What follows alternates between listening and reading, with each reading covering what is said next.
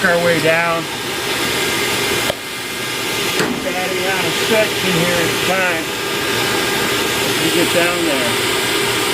This is a really dirty, very dirty dryer vent. About 15 feet long. So, keep adding our sections on. Get down in there. From here on out, I'll go down in the section right here. You see it all. See it all in there? Look at that. Oh, God.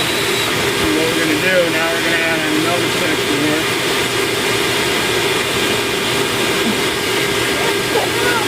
That was a good idea.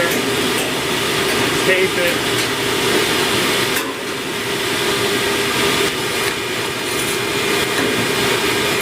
Go up to 25 feet.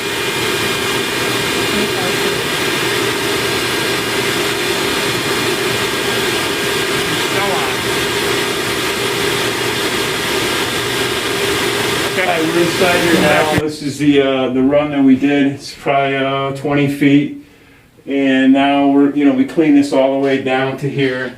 You come on over here. I'll show you what's in the lint here. I mean, it's in the dryer chute as far as the lint collector.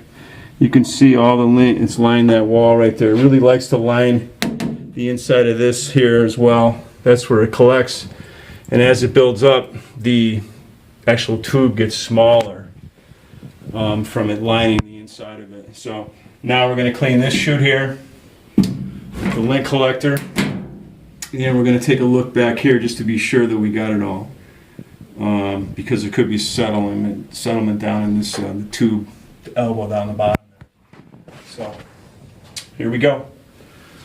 Okay, check back in a minute here. Okay, come on over here. I'll show you.